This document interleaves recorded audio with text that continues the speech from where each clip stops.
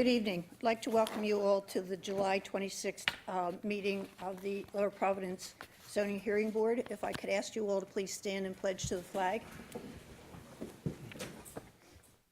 Pledge allegiance to the flag of the United States of America and to the republic for which it stands, one nation, under God, indivisible, with liberty and justice for all.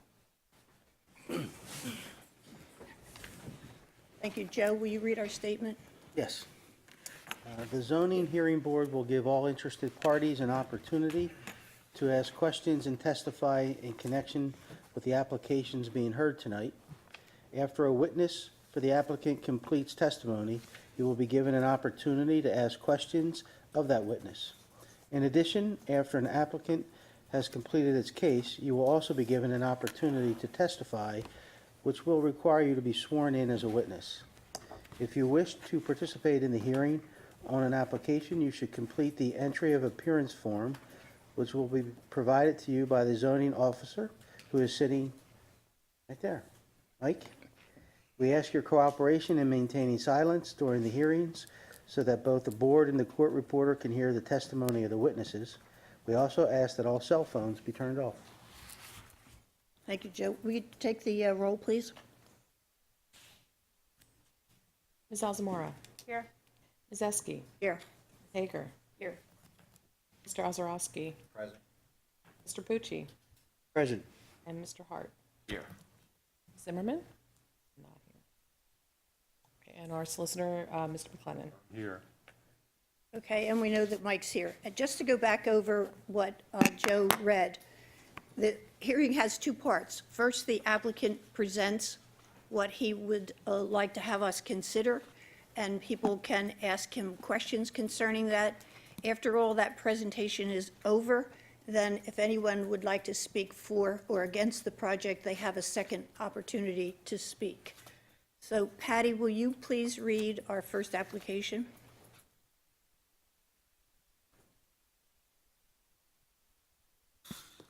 The first hearing tonight is Z-18-08, ASB Home Improvements LLC, 3310 Stump Hall Road, Collegeville, Pennsylvania, 19426.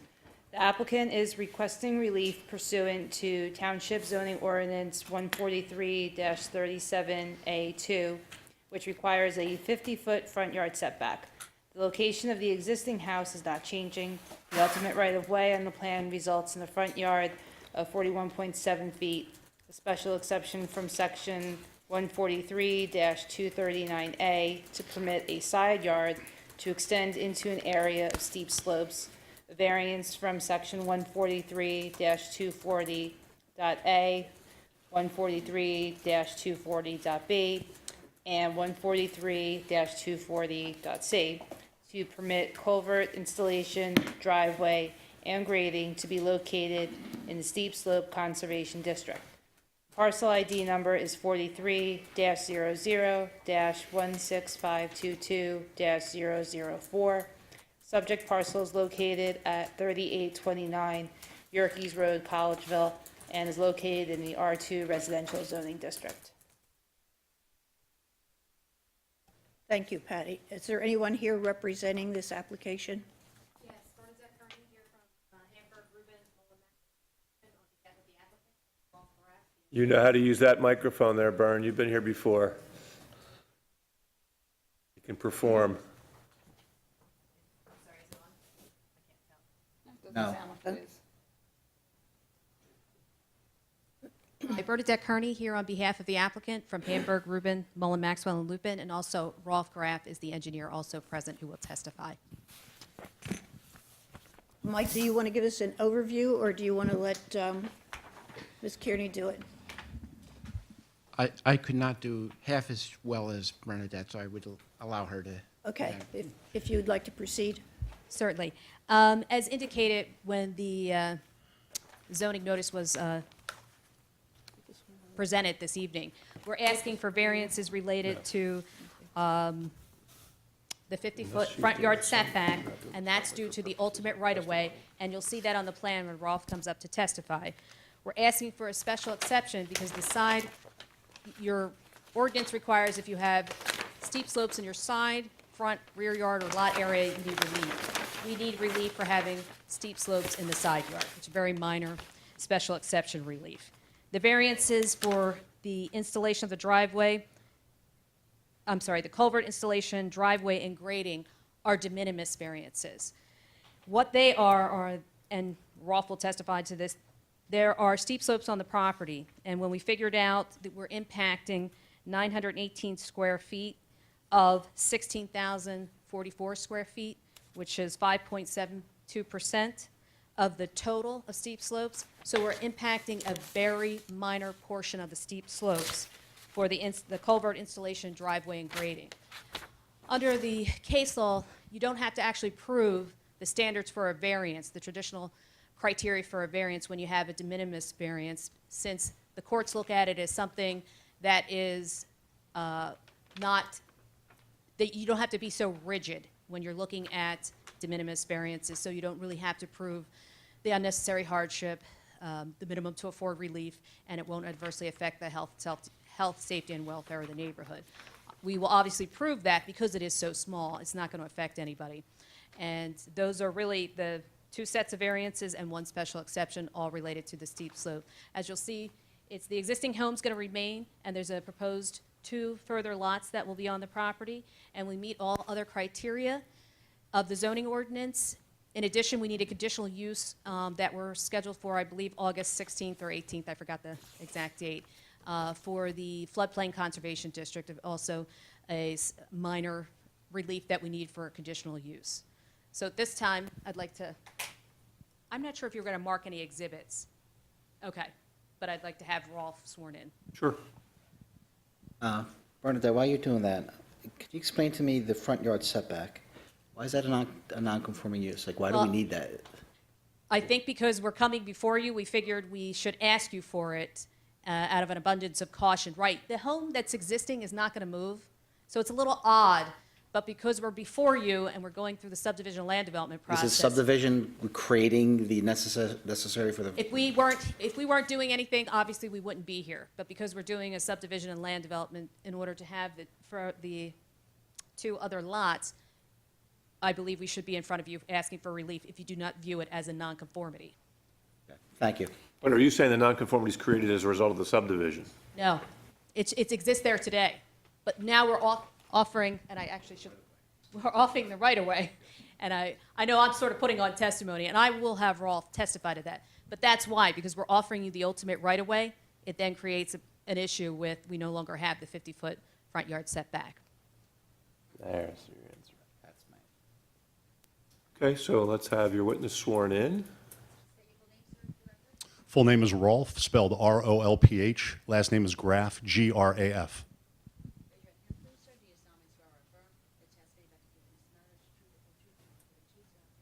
I do.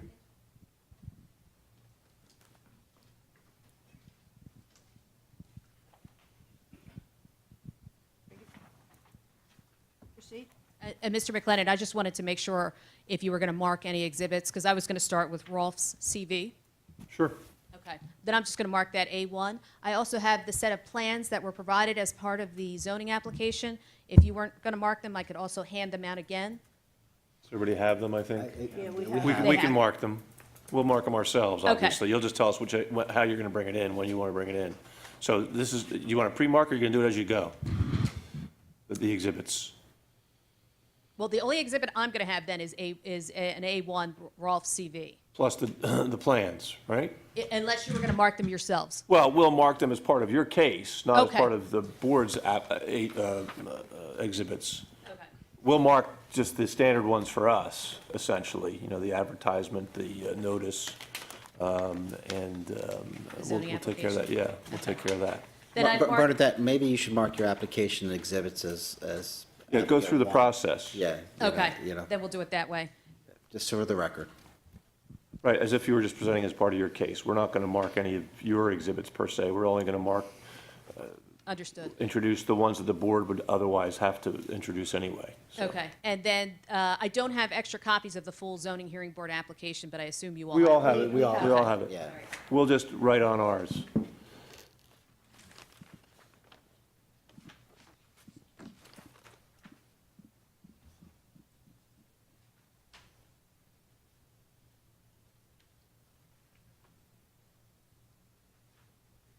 We can do it, just hand them out, we'll mark them, that's fine. You get one?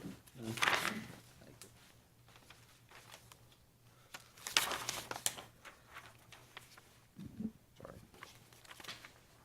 Rolf, I'm handing out what I've marked as applicant's Exhibit A1. Can you describe that for the board? I believe it's my CV. Yes. And can you describe by whom are you employed? I'm employed by Graph Engineering. I'm the president and managing engineer of Graph Engineering. And are you a professional engineer? I am. I've been licensed since 1992. And can you briefly describe your educational and employment background for the zoning hearing board? My engineering degree is from the Pennsylvania State University. I've been doing engineering in southeastern Pennsylvania since 1986. Have worked for a number of land development companies, Bob Blue, Stout Tacanelli, Bowler Engineering, and then You win. myself. You win, bingo, Win. we're good. We'll accept him as an expert. He And looks- as an he expert, looks- I was pretty sure the board's familiar with Rolf. Okay. And Rolf, I'm going to mark what we provided to the zoning hearing board is the zoning application is A2, and you've reviewed that? Yes, I have. And the attachment that's part of the exhibit that indicates the zoning relief that we're requesting? Yes, I have. And also attached was a copy of the deed dated July 14th, 2016, that indicates ASB Home Improvements LLC owns the property that's the subject of the application, correct? Yes, that's correct. Does he have the application, or do you need an extra copy? I've reviewed the application. I'm just trying to help you here, because it's probably, you see a lot of applications, so. I have more, Bern, if you want one. You got it? Nope, I have another one. Okay. And so we've marked the deed that's been provided as part of the zoning hearing board application as A3.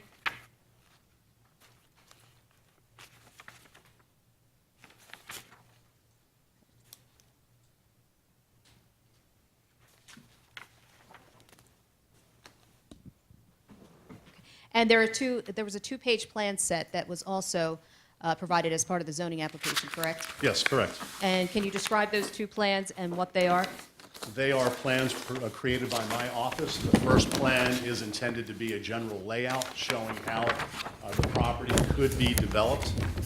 The second plan, when we get to it, is a little bit more detailed with respect to grading and the extent of the steep slopes on the property. And I'd like to mark as, I believe I'm up to A4, the layout plan, which is sheet 1 of 2, and A5, the zoning plan, which is the second sheet of the two-page plan set. Yes, sheet 2. And you prepared both those, correct, Rolf? We have, yes.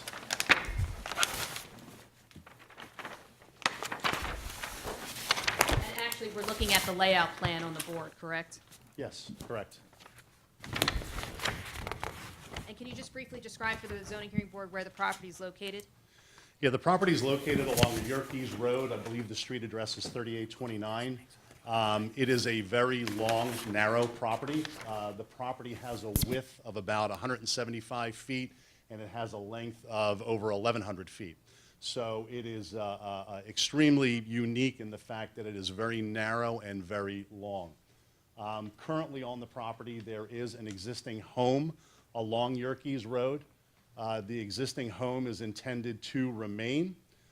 Directly behind the home is a drainage swale that bisects the property. It is an existing drainage swale that begins at a detention basin upstream of us, which would be to the right side of our property on the plan. The drainage swale then enters a pond on our property and then leaves that pond and continues on and goes to a detention basin in the adjoining property next to us. Beyond the pond and the existing home, the rear of the property is essentially wooded. And what is the property zoned? The property is zoned R2 for single-family residential. And you had indicated on Exhibit A4, there's zoning data table that indicates the criteria set forth in the zoning ordinance. And Yes. And we meet all those criteria except for the relief that we're requesting and the conditional use that's, We do. With respect to all the dimensional criteria, minimum lot size in R2, for example, is 25,000 square feet. Our smallest lot is Lot 1 at approximately 49,000 square feet. The The lots slowly get bigger as you go back, so all of the lots are basically 2 times the minimum size. We meet all the rear yard, front yard, side yard setbacks, impervious cover, building cover. We have no issues with any of the dimensional criteria within the R2 zoning district. And briefly, I think I briefly spoke about, what is the applicant proposing? The applicant is proposing to install 2 new homes along the rear of the property. They are going to subdivide it with 2 flag lots that would take access off of a common driveway. The flags for the flag lots are located along the left-hand side of the property, only because if they were to be located on the right side, they would go through the existing home. So the flags, or the fee simple lot that goes out to Yerkes Road, will be on the left-hand side. The common driveway, however, will go on the right-hand side because of physical constraints. The left-hand side, again, has that pond. There's an emergency spillway, a berm. None of those existing facilities are something that we want to touch with a driveway. So the driveway makes sense to go up along the right-hand side. That's where the drainage swale is actually the smallest also, where we have the least amount of impact and are able to put in 3 culverts and the driveway. So it would essentially be the 2 homes, the common driveway, and then there would be stormwater management improvements, and then both lots will be served by public water and public sewer. So there will be service utility connections that come out and also take access or connection to Yerkes Road. And Rolf, we're requesting a variance from section 143-37A2, which requires a 50-foot front yard setback. Yes. And can you describe what the existing is today and what's proposed? Yeah, the existing condition right now is that there's a legal right-of-way along Yerkes Road. A legal right-of-way is only 33 feet wide, or 16.5 feet from center line. Right now, the house is about 55, 56 feet away from that legal right-of-way along Yerkes Road. So it meets the provisions of your ordinance. However, when we come in and do a land development, we're going to be required to offer an ultimate right-of-way along that roadway. That ultimate right-of-way is required to be 30 feet from the center line. So instead of 16.5 feet, our new property line along the front will be 30 feet. Because of that, we're eating up almost 15 feet of that 55 feet, which gets us down to that 41 feet. I forget the exact dimension, 41.6 feet. But that's the reason for that relief, because we're not creating it. The house doesn't move, the road doesn't move. It's simply because we're offering an ultimate right-of-way for dedication. That becomes the new property line, so we are creating the front yard violation. And actually, it indicates in the, on Exhibit A4 in the zoning data, 41.7 feet. Okay, 41.7 feet. Okay, just wanted to be precise. And then we're requesting a special exception from section 143-239A in order to permit the side yard to have limited steep slopes. Can you show for the board where the steep slopes are and which side yard is affected? Could you go to the second sheet, please, Mike? So the second plan shows more in the way of contours and steep slopes. The steep slopes are a little tough to see on the plan because they are grayscaled. But what you'll see is some shading around the pond area and also around our proposed culvert. That shading is the area that are slopes greater than what's regulated by the ordinance. So we have steep slopes around the pond and around the drainage swale entering the pond. The only other steep slopes that we have are all the way in the back of the property. There's actually a stream back there eventually, so the property begins to drop off quite quickly as you approach the stream. So we have a cluster of steep slopes in the back, and then we have the cluster in the front. On the upper right-hand corner of the same drawing, you can actually see kind of a blow-up. On that blow-up, the steep slopes are all around the culvert, and they are essentially the steep areas associated with the side of the drainage channel. They're not man-made. They're really not even, I mean, they are made by nature, but it's because there's a fairly good-sized drainage swale there that we have the steeper slopes along either side. So that would actually be, they are the steep slopes around the culvert that are the steep slopes in the side yard. They're the only steep slopes that are in a side yard except for the back of lot number 3. You can see there are some steep slopes along the right-hand side of the lot and also along the left-hand side of the lot. But the steep slopes that are that we request a special exception from for side yard, which lots is that? That's going to be lots 1 and 2. Not in the back. You're not touching you're the not back. disturbing the back. No, we're Touching the not, back. well, this isn't for disturbance. This is only because you can't have steep slopes in a side yard. So this is, even though this is an existing side yard on Lot 1, we're reconfiguring Lot 1, so it's a different side yard. But it is in the side yard. And then in the back here too, these are actually in the side yard. And we're creating that lot in the back, so that's why we need the special exception. And I'm sorry, you had indicated lots 1 and 2. Did you mean lots 1 and 1 and 3. 1 and 3? And again, we're not doing anything to those steep slopes in the side yard. They just exist. They exist. We are disturbing the ones along Lot 1. They would be disturbed in, relative to putting in the culvert and the driveway. Okay. And that's the next relief we're requesting is variances from section 143, 240A, B, and C to permit the Correct. culvert installation, driveway, and grading. Can you explain that relief? Yes, so what that deals with is really because we're putting in a culvert and a driveway, and then the grading around the culvert and the driveway, we are impacting the steep slopes in that immediate area. So those are the only steep slopes that are being disturbed. It's about 918 square feet, which, as Bernadette spoke of earlier, it's about 5.72% of the overall steep slopes.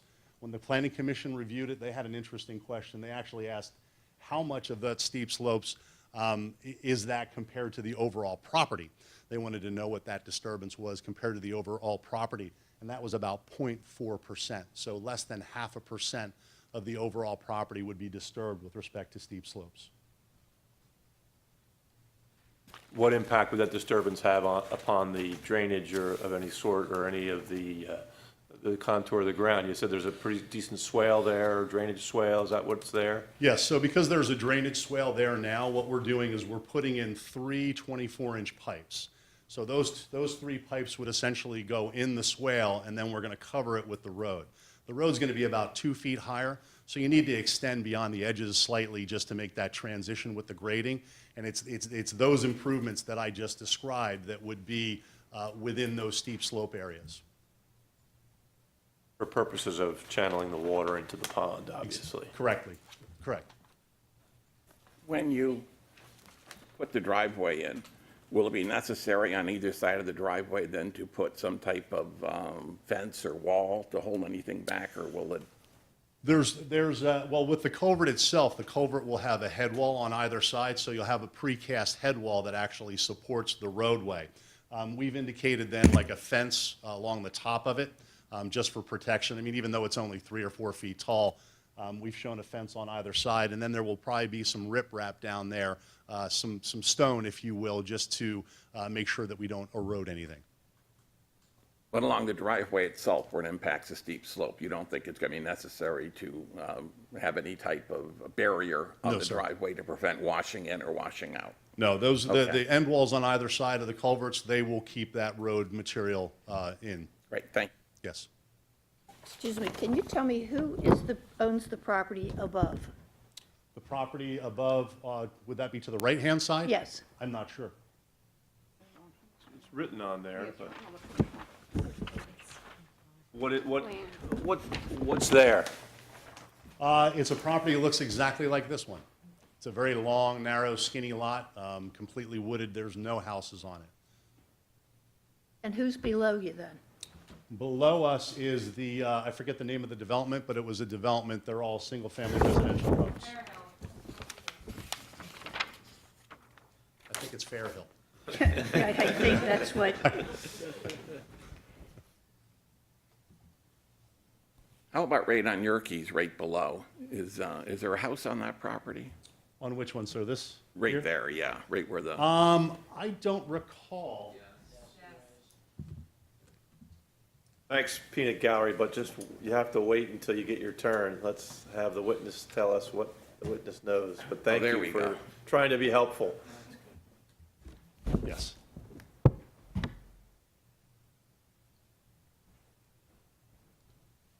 oh, that is helpful.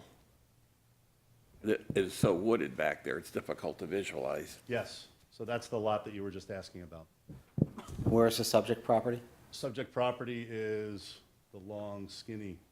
It's about half that wooded area that you see up on the aerial exhibit. Lower on the picture, right? Below that one, yes. So it'd be right here. So there's a line that essentially runs right down the middle of the woodlands, and we would be the left-hand side. I may be going a little afield here, my apologies, but obviously you're going to be clearing a lot of trees as you do this. You've got the long, let's call them flagpoles, coming out from lot 2 and 3. Yes. I'm just concerned about the maintenance of those as far as the owners, will that still be wooded, or will that be something that will have to be maintained for the neighbors that are farther downstream? Our intent would be that that stays completely wooded. Your ordinance has provisions for tree disturbance and replacement. It's our goal to minimize disturbance of woods. We could probably get another lot on here, but we don't want to. It would disturb too much, in our opinion. So we're going to meet all those thresholds. The utilities, we would anticipate the utilities would go down where the common driveway is. Since we're already disturbing that area, it makes sense just to run those service utilities down the edge of the driveway and keep those other 2 access legs exactly the way they are today. I can't go through them. I mean, there's a detention basin berm right there with Yeah. a spillway and a crazy outlet structure, and I don't want to touch it. I can't actually see the pond there. Is that just covered by tree cover right there? Yeah, it is. It's right in this general area, and it really, it dries out in periods of dry weather.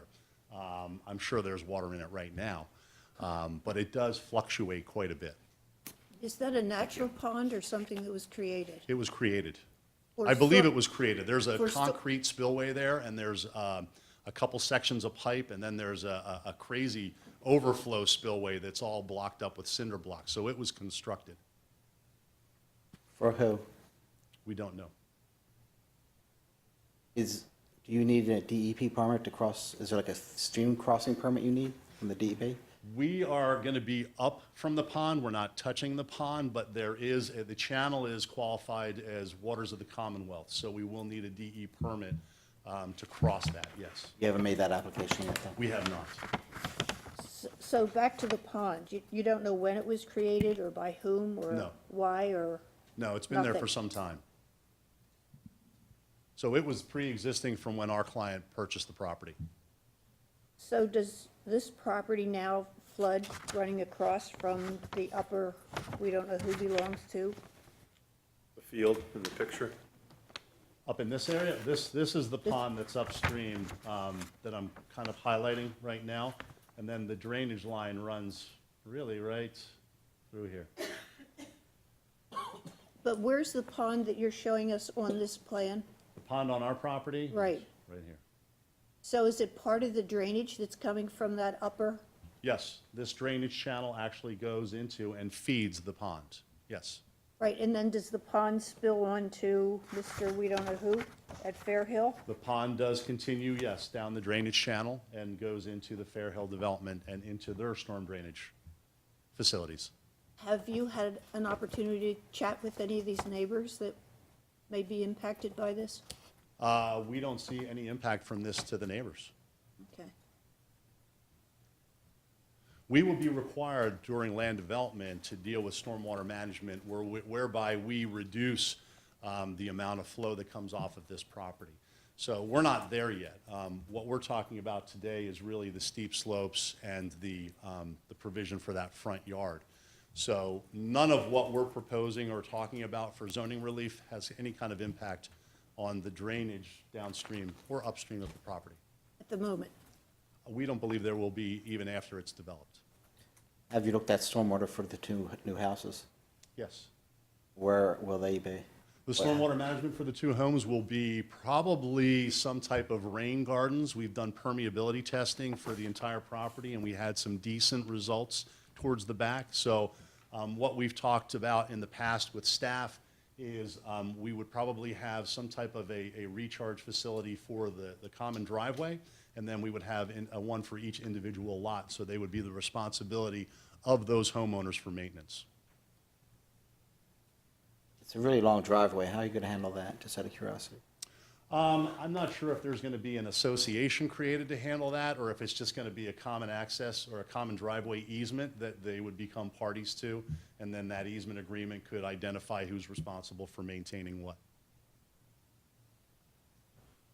The drainage channel that goes from the one pond, the top one, to the bottom one, you say that goes through the steep slopes already, but that was not man-made, that was a natural occurrence? Which one? From the top pond down to the bottom pond. Through There's a here? drainage channel, you said, that goes Yes. through there. Yes. And you said that goes through the steep slopes already, right? Well, Were the those- drainage channel is what created the steep slopes. That's what I was gonna ask, that's what I was going for, is. Yes. So that's what created the steep slopes when that drainage channel either was naturally formed or was formed by a backhoe? Yeah, I believe this was the natural drainage path Okay. in the area. That's what it appears to have been there for quite some time, and then you see all the drainage structures along it. I can only imagine they were constructed in the good old days when you could put a basin in a drainage way. You can't do that anymore. You haven't been able to do that in 20, 25 years. So, yeah, it's the channel itself, in my opinion, that has actually created the steep slopes. As it erodes the ground and gets down to that stone layer, that's what's created these abrupt slopes on either side. All we're trying to do is put 3 culverts in so we can put in a driveway crossing. And I'm just trying to sort out the steep slopes. It's greater than 25%? Yes. Okay. All right. Significant. Anyone else have questions? All right, Bern, we got you off the track here. I was going to ask. And, Mr. Ozorowski, I sort of wanted to address one of the things you brought up. Normally, when we only have a 3-lot subdivision, we don't do an HOA. We normally do a declaration among the 3 homeowners, and it's recorded against all 3 properties. We don't normally do an HOA for something with only 3 homeowners. No, I appreciate that, and that's what I kind of figured you'd say. I guess the maintenance of the actual bridge would be shared by all 3, including the first lot then? It would have to be up to the actual owner now, how he wants to do that, but that's how we normally see it, all 3 of them sharing it. But you can make it that only one does it. You No, can do I it get that, both yeah, ways. that's what I wasn't sure of, Yeah. how you're handling it, okay. Yeah. Audio mic, can you hear that okay back there when she speaks? A little closer. It's hard for me to tell, is it on? It is. Sometimes, yes, and sometimes no. Okay. Don't be shy. Rolf, you had indicated that, as the questions were being asked by the zoning hearing board members, we still have to go through subdivision and land development, correct? That's correct. But you had an informal meeting with the staff about the proposal, correct? Yes, we did come in and discuss it with staff first. Okay. And we also, as I indicated earlier, we have a conditional use hearing in August, correct, for the floodplain? That's correct. That would be for the crossing of the floodplain. Your floodplain conservation district is also defined by soils. So even though we're not in a FEMA-designated floodplain, based on soil types, we do have a floodplain conservation district. The ordinance deals with that through the conditional use process, which would be in front of the Board of Supervisors. And as Bernadette said, I think that's on August 16th. Mr. Rice had, the solicitor for the township had called me and indicated that he wanted the zoning hearing to occur first, then the conditional use. So we had moved the date of the conditional use to after this hearing. As part of the subdivision land development ordinance, we will have to provide stormwater management, correct? Absolutely. And as you're indicating to the zoning hearing board members, what is it that in today's day and age you have to do with stormwater? Well, with stormwater anymore, you need to try and get that, we call it the delta 2, the difference in the 2-year storm after development and before development. We try now to get that water back into the ground so that it lessens the impact of, development. We had decent permeability rates out there. We think that we're going to be able to do that. Even if you can't infiltrate water, there are other techniques, slow release basins, like I said, bioretention, the use of vegetation, materials like that to help absorb water and clean it. And I don't know if you indicated this on the record, but the steep slopes on the property that are greater than 25% is 16,044 square feet, correct? Yes, that's correct. And then we're disturbing, for the relief that we're requesting, only 918 square feet, correct? Correct. And that would only be 5.72% of the total of steep slopes greater than 25%. Yes, correct. And will the relief requested cause accelerated or excessive erosion, No, stream siltation, or soil failure? no, In your opinion, will the requested relief cause unsafe drainage? no, In your opinion, will abutting properties be adversely affected by runoff or erosion? no, In your opinion, will the culvert installation and driveway be structurally sound? yes, And again, you indicated the applicant will proceed through the subdivision and land development process. Yes. And you briefly touched on the unique physical circumstances of the property. Can you just touch on that a bit again? Yeah, again, we have a unique property. It's very skinny, very deep, 175 feet wide, 1,200 feet long. And we have a drainage swale that bisects it about 100 feet off of the property. So the only way for us to get back to the rear 900 feet of this property is to cross that drainage swale. We didn't create either.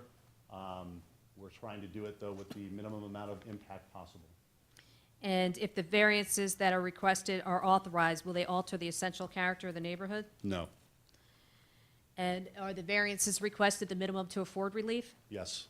And the general standards that are set forth in 143, 167, and 143, 168, did you review those? I did, yes. And in your opinion, do we meet those standards? We do meet the standards. That's really all the questions I had. One follow-up. When you met with staff, was there any concern about the length of the driveway and emergency personnel vehicles, fire trucks, that type of thing? The comment was raised that we would need to work with EMS, emergency services, just to make sure that what we're providing is a safe situation. We talked about sprinklering of the homes. There were a number of different ways we talked about making it safe back there, but we would still need to work with your fire department as we work through the land development process. And again, the proposed bridge, for lack of a better word, structurally that will support like a fire truck and those type of things? Absolutely, yeah. H20 loading is the standard for the streets that are out front, Yerkes Road, everything. This would meet those same standards. And Yerkes is a state road, is that right? It is, yes. Thank you. Yeah, just a quick, can you review where the 5.7% disturbing of the steep slope is again? I think you did it once, but just to remind us, you're, out of the 16,000 square feet, there's a disturbance of 5.7? Sure. Where So is that? The 16,000 square feet is essentially the steep slopes around the pond and then the steep slopes along the rear of the property. What we're disturbing is this small area right here where you see that culvert. So essentially, that drainage ditch that's there has steep slopes associated with either side. Because we're putting in the drainage pipes and then crossing it with a driveway and then grading out to the sides, it's that disturbance that's disturbing the steep slopes on either side. And the steep slopes in just that small area, how many square feet is that? Well, that that's small. our total disturbance. That's the 918 square feet. Correct, you're disturbing 918 square feet, but it's 16,000 square feet of steep slopes. You pointed out in two areas. Yes. What's the steep slope area of that area that you're disturbing the 918 square feet of? We didn't break them out that way. Because it looks like it's much smaller than what's up top. Certainly, yeah. I mean. So it looks like it's a high percentage of that The area. 16,000 is overall. I would say that maybe a third of the steep slopes are located around the pond and in that drainage channel. So maybe out of the 16,000, 6,000? So 918 square feet disturbance in a total area of about 6,000 square feet, possibly. Right. Thank you. I don't know, Bern, did we hear about what the planning commission did? I don't know that we had the minutes from that planning commission meeting, but Rolf, you attended the planning commission meeting, correct? I did. And can you describe what happened for the board? They thought this was the greatest thing in the world. No. It was, there was quite a bit of conversation. They raised some of the issues that you have raised. They just want to make sure that as we go through the development process that we deal with stormwater management. But they were generally in support of, or at least they did not want to come out and oppose our application. So the general flavor was that they were in support. Did they vote on that, Mike? Yeah, yes, they did. They voted to recommend for your reference, yes. So they considered it on behalf of the zoning hearing board and offered a recommendation. Did you know that? Well, we don't, Rolf attended, I was unable to attend, so Rolf did let me know, yes. Okay, thanks. Was that the full board, full planning commission? Or was it a split vote, do you remember? Oh, in terms of the vote, it was off the top of my head, it was everybody who was present did recommend. Yes. Okay, thanks. Perhaps a minor detail. Section 239 requires a submission of an ENS plan. Did you guys do that? Or is you considering the second page an ENS plan?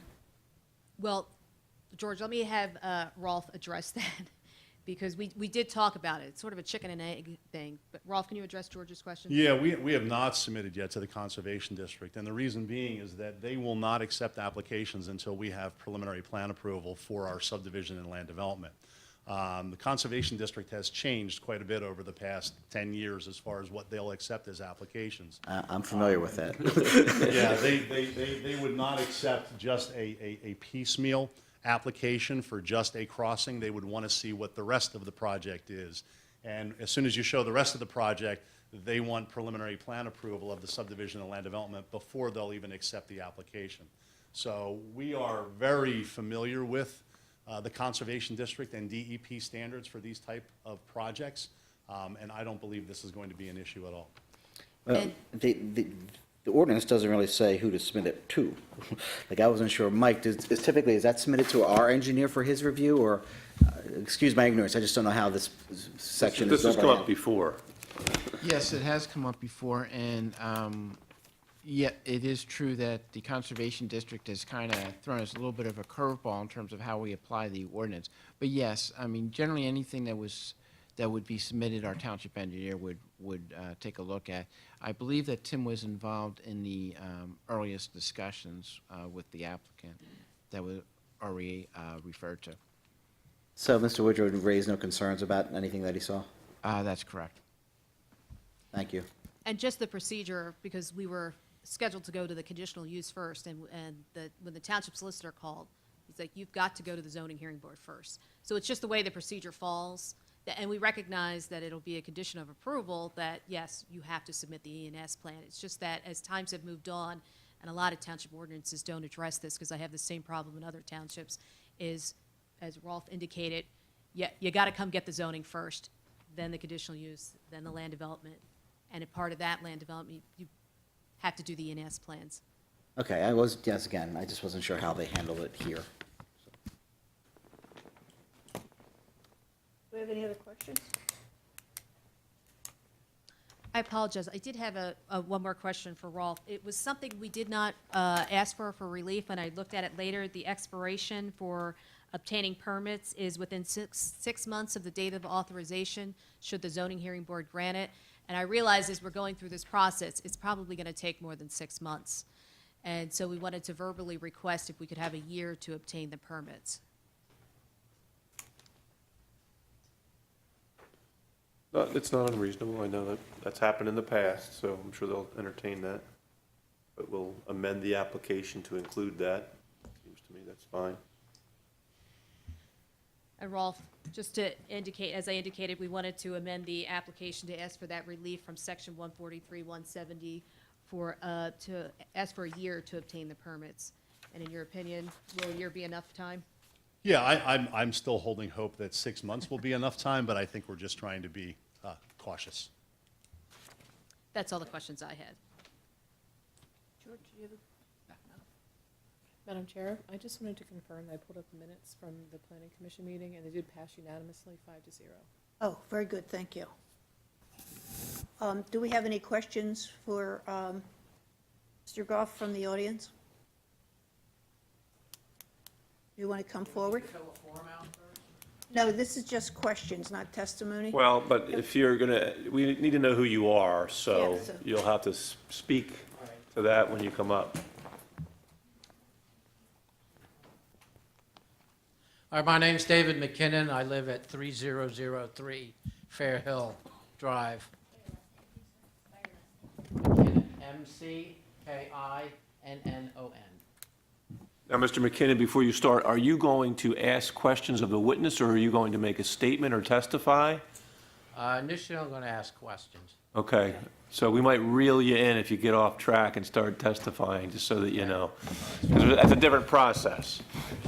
Okay, great. Ask away. All right. My first question would be that you mentioned that this property was primarily wooded. Is that correct, sir? That's correct, yes. Okay. And by virtue of it being considered wooded, it would be considered woods? Yes, So there should be abundant wildlife in these woods? I'm just an engineer, I don't know about the wildlife. Well, would it follow that woods would contain wildlife? They could, certainly, sure, yes. Mr. McKen, you have a very projecting voice, which is great, but can you speak a little bit closer to the Okay. microphone so that the audio person can pick it up better? That's, I'm just trying to establish whether there's a expectation that there would be a fair amount of I'm wildlife. not questioning your questions, just to be closer to the microphone so you can Okay. continue to ask the questions that you want. Just make sure you're talking to the mic as best you can. Okay, all right. Do you know if any studies have been to determine the effect that this might have on wildlife? Not yet. As part of the subdivision and land development process, we have to do what's called a PINDI search. That's the Pennsylvania Natural Diversity Inventory. What that does is when you have a piece of property that you want to develop, you have to plug the coordinates into the database, and the database registers all sensitive animals, vegetation, anything that's regulated by the state of Pennsylvania. And if you get a hit, then you need to deal with the appropriate agency. So it goes to the Pennsylvania Wildlife Commission, Pennsylvania Game Commission. It deals with 4 or 5 state agencies that we need to deal with. But again, that's something that would happen through the subdivision and land development process. Okay. I may have other questions of the board. Would I have them at this time, or should I fill the form out first? Well, you can fill it out once you take a break. It looks like you have someone on deck who wants to talk too, so when he comes up, you could probably fill out the form. At least we'll have your information that way. But when you say questions for the board, if you have, ask your questions, let's see what they're like, and then we can tell you. Okay. Hi, Kevin O'Toole, and I'm a resident of 3005 Fairhill Drive. Again, the microphone, Mr. O'Toole, I'm sorry. It's hard to get used to, No I get it. worries. You can pick it out of there if you want, and you can walk around No, with it like it's Phil quite all right. Donahue used to do, if you're old enough to remember Phil Donahue. I'm the owner of 3005 Fairhill Drive, the other side, and I have some questions and to provide information on the pond. Well, questions are one thing, information is testimony, so you'd have to be sworn in for that purpose. I'll be sworn in. Swear 'em. KVINO''T''OOLE.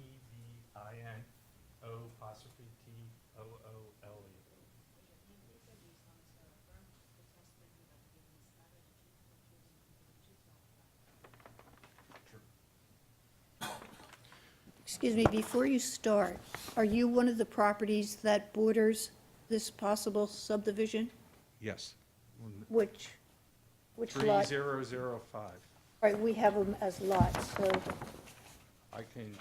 Madam Chairman, I think his rear yard hits the back of It's that the lot. one with the light brown shingles, right there.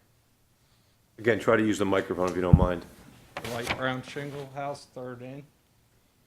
Mr. O'Toole, does your rear lot touch the subject property, or?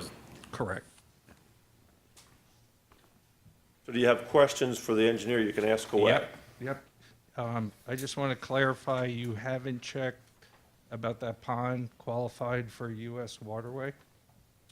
We do what's called a wetland and waters of the Commonwealth study. That's where we hire an environmentalist that goes out and they delineate whether they believe something is wetlands and/or waters of the Commonwealth. And what they determined was that the area around the pond and the drainage channel leading up to it is waters of the Commonwealth. Okay. And you stated you believe that pond fluctuates and actually goes dry? I've been told by the property owners that it goes dry. I've never seen it dry. Every time I've been out there, there's been water in it. The water does vary significantly. I want to provide information at this point. I've been living in that house since '94. You can see that pond going down Yerkes. You get a clear glimpse of it. I have yet to see it dry. In fact, I have witnessed snapping turtles coming out of it. It's been there over 2 decades. Okay. Thank you. Thank you. Mr. O'Toole, do you know if the pond was made in conjunction with Still Meadow, I believe it's called, the other development? Were they connected, or do you know how the pond got there? Don't know how the pond got there, but I can tell you it supports wildlife. Thank you.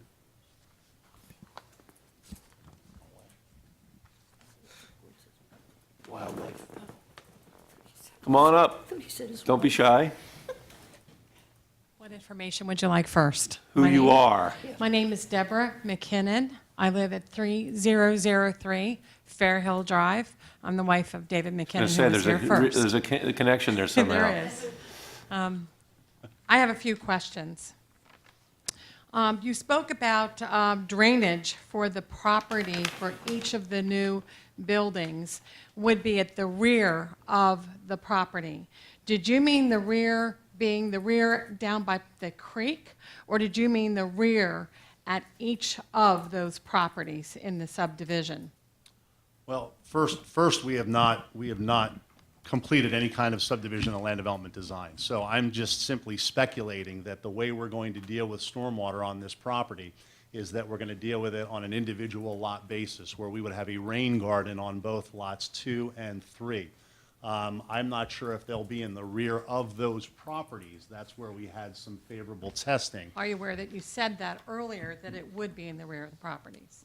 I don't recall saying it would be in the rear of the properties. But the way that it lays out is that for Lot 2, I believe the stormwater management would be in the rear of the property, and for Lot 3, I believe that the stormwater management would be in the rear of that property too. Are you aware of any effect that it would have on the landowners, the property owners on Fairhill Drive? Our goal and our obligation is to have no impact on the adjoining property owners. Ralph, maybe for clarity, can you explain for the folks that may not understand what a rain garden is? I mean, that's maybe a term that people aren't familiar with. Sure. Thank you. A rain garden is it's a more current way that we deal with stormwater management. The old way used to be like the pond that you see out front. They dug a hole, they put in a box, the box controlled how quick water came out of it. The pond level fluctuated as water came in, and then it controlled the release rates. That method of dealing with stormwater is flawed. It doesn't get water back into the ground, which is where it wants to go.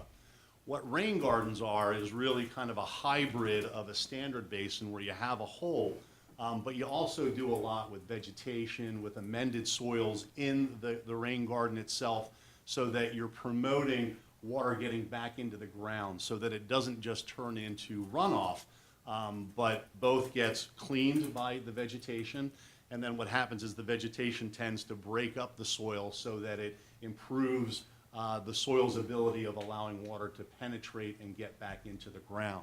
So that instead of just having direct runoff everywhere, you're trying to get at least most of your impervious surfaces back into the ground.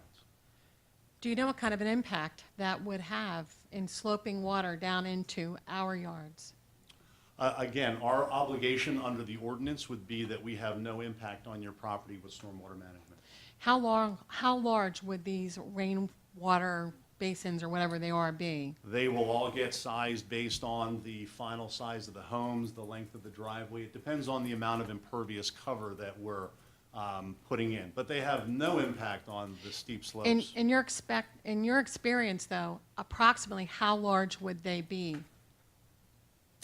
Again, there's a number of factors. It all depends on how quickly the ground absorbs the water, how much water is going to the facility. So these can be, I mean, most of the ones that are on singular lots would be maybe on the magnitude of 10, 15 feet by 10, 15 feet and about 12 inches deep. So are you saying that trees would have to be cut down for that space? They may, or they may already be cut down to put in the driveway and the home, and they go within the clearing that's been made as part of that. Again, we're talking about subdivision and land development items that we haven't designed yet. You said earlier that the essential character of the neighborhood would not be changed, but if you're going to have to cut down trees and you're going to have to put in these spaces, you will be affecting, is that correct? So that really was not true. We're cutting trees down on this property, so we're permitted to do that. the impact on, we're not cutting any of the trees down that are along the common property line with the neighbors. There's going to be at least a 50-foot area there that remains essentially the same. So in that regard, yeah, I mean, the people that live there will see the same tree line that's there today. Have you done any studies of the wildlife that move from Evansburg Park through this space to get down to the creek? Because there are natural trails that they have created over the years.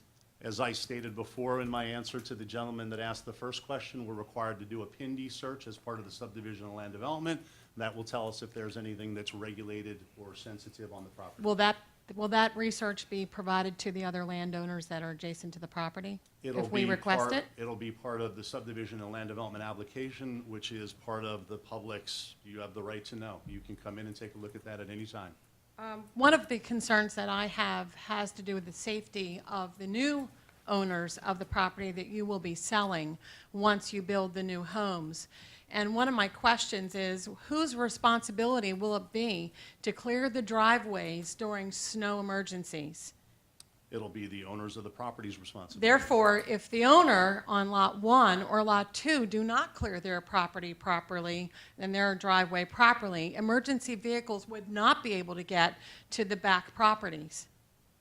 Is that correct? If they didn't clear their property, I mean, yes, theoretically. Typically, an easement will be required that they hire a company that plows the entire driveway. It's usually not done piecemeal, so that the first person doesn't do it, the other two can't get out. I do have a couple questions for you folks, if that's okay. Is that all right? This is the intended plan. He mentioned that earlier. He didn't say this was a definitive plan. What is to protect all of us landowners in Fairhill from this plan changing? If he changes his plan, he has to come back in. And will we be notified to come to a hearing? Well, it depends on whether, I'm sorry, he has to come back in if the plan change alters the zoning issues.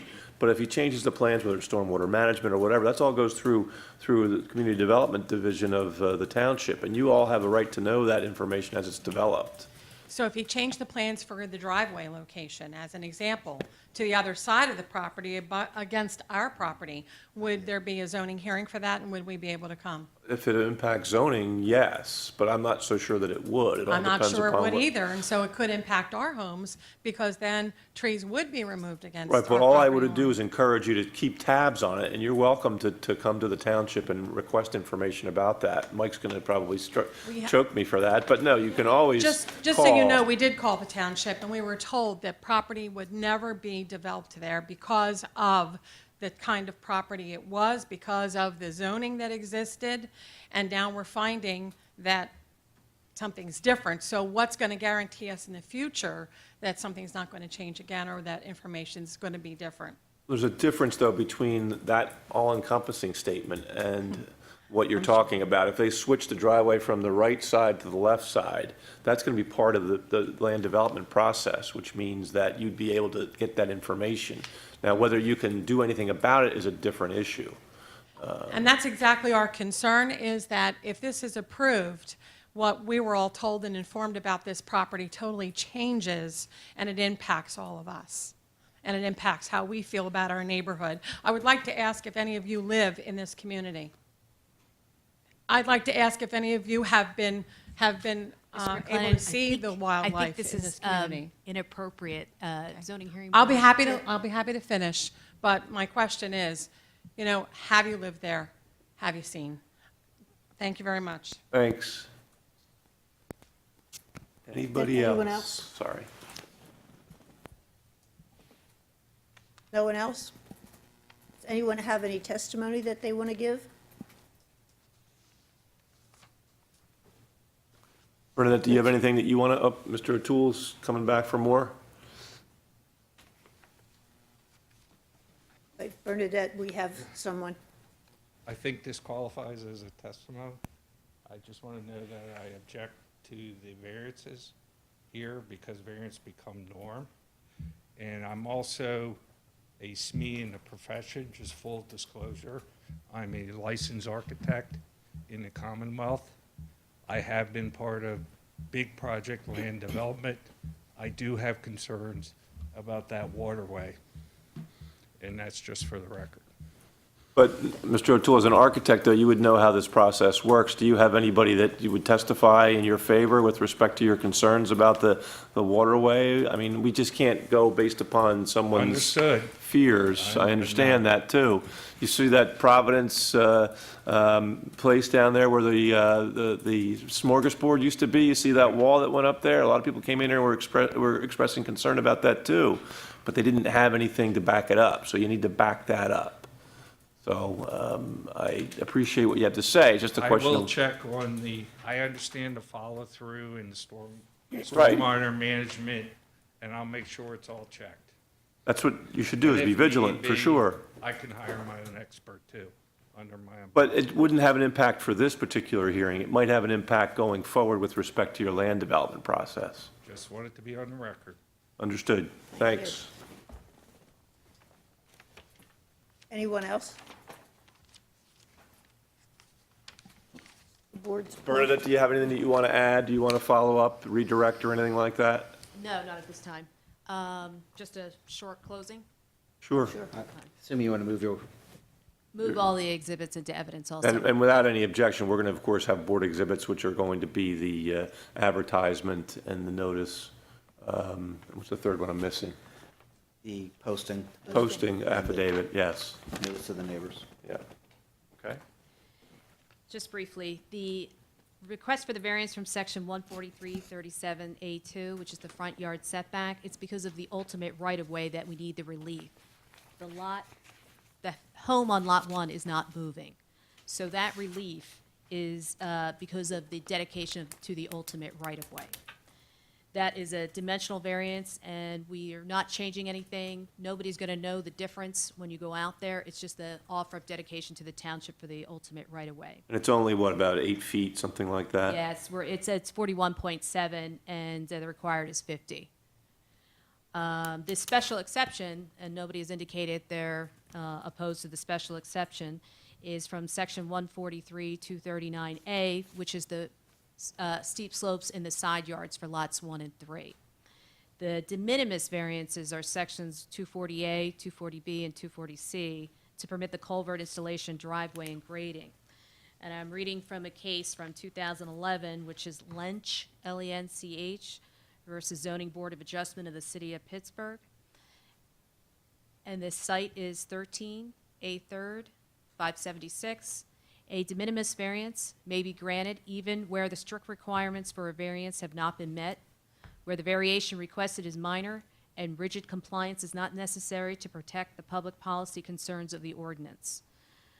Further, our Supreme Court has explained that it's not necessary to apply the normal standards for a variance, and they go on, which in this case have been set forth in a certain section of the zoning code, where the variance requested is de minimis.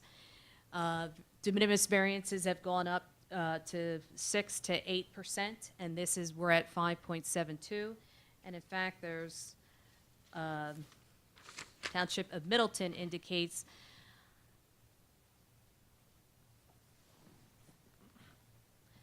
I'm sorry.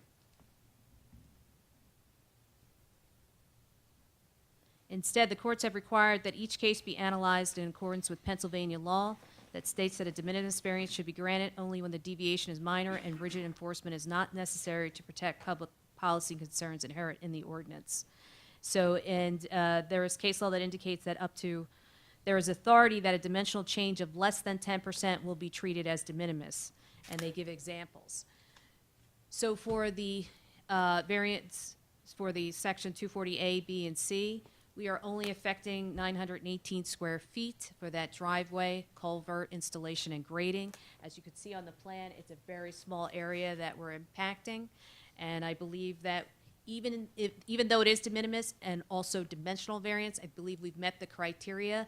As Rolf explained, clearly there's a uniqueness to this property due to the location of where the steep slopes are. We have to cross those steep slopes. So I believe not only do we meet the de minimis, but we also meet the dimensional. We have met those criteria. And that's all I have. Thank you. You want to do, Madam Chair? I have one question about that. the smaller percentage, is that just the one lot, or are you comparing it to the whole As Rolf piece had of property? As Rolf had indicated, we have to take all steep slopes that are over 25%. So we have to Okay. look at it that way. He had also indicated during his testimony, when the planning commission had asked the question, I believe you had said it was, of the overall property, it was 0.4%, correct me if I'm wrong. Correct. Yeah, so of the overall property, not steep slopes, but the overall property, what we're affecting, that 918 square feet, is 0.4%. Of the steep slopes, we have to look at the overall property. Of the steep slopes that are 25% or more, we're only affecting 5.72%. Thank you.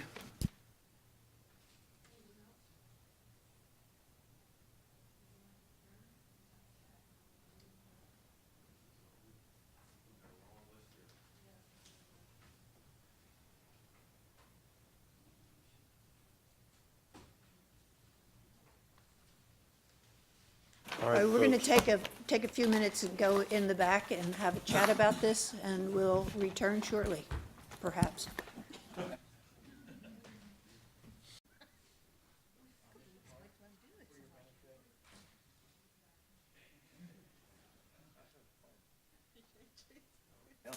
Okay, we'll call the meeting back to order and thank whoever suggested to turn the thermostat because we're freezing.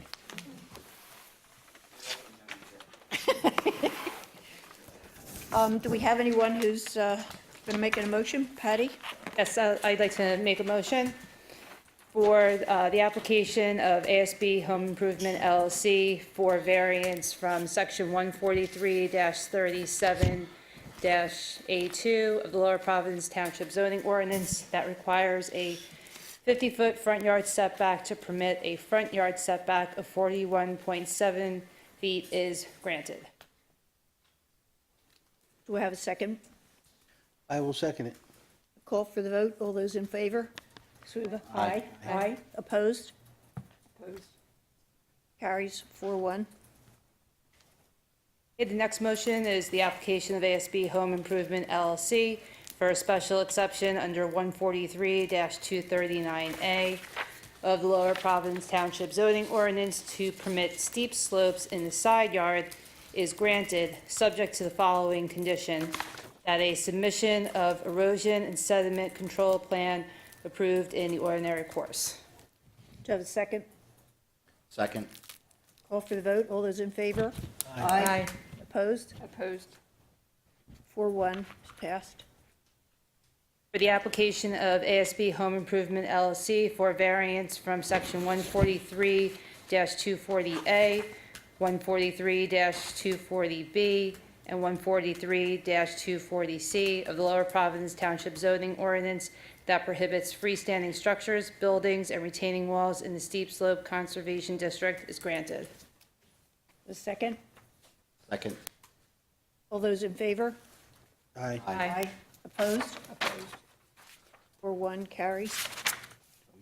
And lastly, the application of ASB Home Improvement LLC for a conditional use pursuant to section 143-180. I'm sorry, we can't decide the conditional use. That's for the Board of Supervisors. No, I think this was in the, The conditional use is decided by the Board of Supervisors. Yeah, we were just explaining in there. That we were requesting the conditional use, because one of the questions in the zoning application is other relief granted or being requested.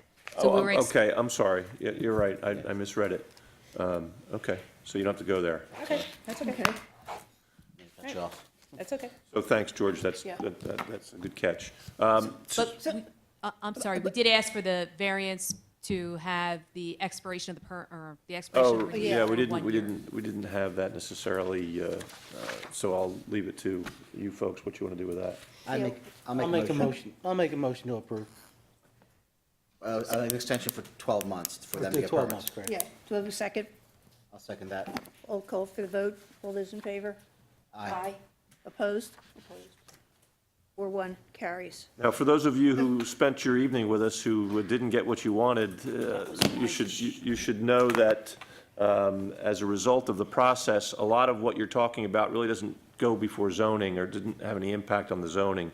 that means you should monitor the development process, because there are certain things that you can certainly do in that process. We didn't want you to think that necessarily you hadn't been heard. You have been heard, it's just a question of where is it appropriately placed. For example, did any of you appear before the planning commission? That would be one place. When it comes before the supervisors, you can go there and you can express your concerns there as well. But I think what you've heard from the applicant at least is that they're going to do whatever is required by this subdivision and land development ordinance in effect in the township. So you should be comfortable with that, even though I know it always tends to be a little bit nerve-wracking to go through that process. But still, be vigilant, keep after the information, and you can obviously chime in and improve things if you think that they need improving. Otherwise, we wish everybody good luck and Godspeed. Thank you. Thank you.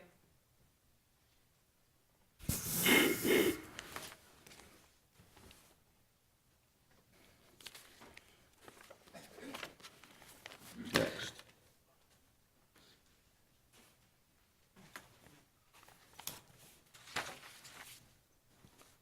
George, do you want to read our next application? Sure, is the applicant here first? Come on up.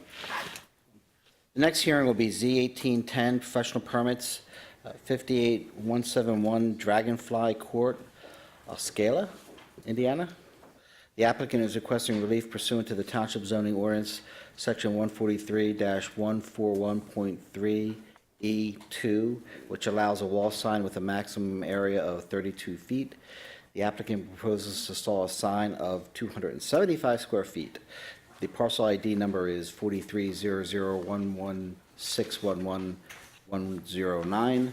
The subject parcel, is located at 3200 Ridge Pike in Eagleville, and is located in the Ridge Pike Business District zoning district. And who do we have here to,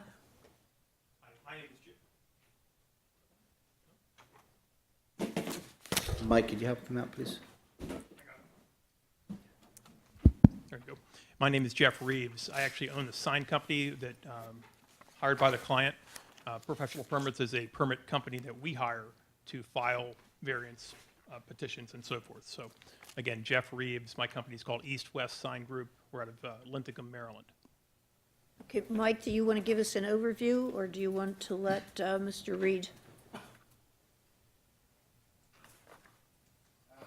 Just in brief, this is an application for a new tenant at 3200 Ridge, which is the Eagleville shopping center. This property, at least this portion of the property, has been vacant for some time. It is the former Gennardi supermarket facility. It is one of the anchor tenants in that shopping center. The Ollie's has proceeded to the township to begin work inside. At this point, they are looking for a opening in November. Pursuant to that, they are looking at signage that would advertise to the public the existence of the store. One thing that is of note is that because of the new sign ordinance, which was adopted earlier this year, the maximum size for wall signs is approximately 35 square feet, and therefore the existence of, or the requirement to go larger than that requires consideration by this board, and is basically the reason for the applicant being here tonight. We are not talking about the pylon sign, the freestanding sign at all. They will be making the modifications, but they're using basically the existing sign. The only matter before the board tonight is the size of the wall sign on the former Gennardi's building. And I believe that the applicant has a short presentation to basically run through, and I'll defer at this point to the applicant. Hey, Mike, one quick question. What was the old ordinance? What did they allow previously? If you know, I don't mean to put you on the spot. Good question. It would have been based on the frontage of the building. I believe it would have been something akin to 1.5 square foot per 1 linear foot of building. So it would have been a considerably, given the size of that portion of the building, it would have been a considerably larger. I'll look it up size. because I think I still have it. Okay. But- Thanks, Mike. But go ahead. We have a photograph of the old tenant signage too for you to see, so you can kind of compare. Okay, do you want to, Mr. Reed, do you want to start with your presentation? Sure, thank you. Jeff Reeves, R-I-V-E-S.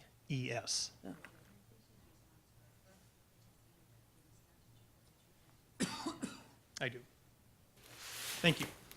So, Mike, will you flip the slides as we go through? Just a few things. I promise I won't bore you with one of my presentations that my employees get. Yeah, but I wanted to give you a brief history of Ollie's, the company that is looking to lease this space here. I passed it on the way in. So next slide, just a couple of quick things. Ollie's is a Harrisburg, Pennsylvania-based company. It's been around since 1982. It now has 281 stores, mostly east of the Mississippi. So a rather large company now, but has grown to that extent in just a short period of time. Public company now, became public in 2015. Ollie's is an organization that does give back a lot, and I highlighted a few things that I know about the company here for your review. So what does that mean to us? It's tugging at our heartstrings so we can say Absolutely. these are good citizens and therefore we ought to just do what they want, right? Well, you could look at it that way, sir. Now, but actually, they really are. They're good people. But that said, let's move on. The next slide just tells you a little bit about what Ollie's does. I'll read a little prepared statement here. They're one of America's largest retailers of closeout merchandise and excess inventory, 281 stores nationwide. Their buyers literally daily scour the globe for bargains. They have a no-frills kind of bargain approach and offer bright, clean stores. And it's really the environment tends to create is like a treasure hunt type atmosphere.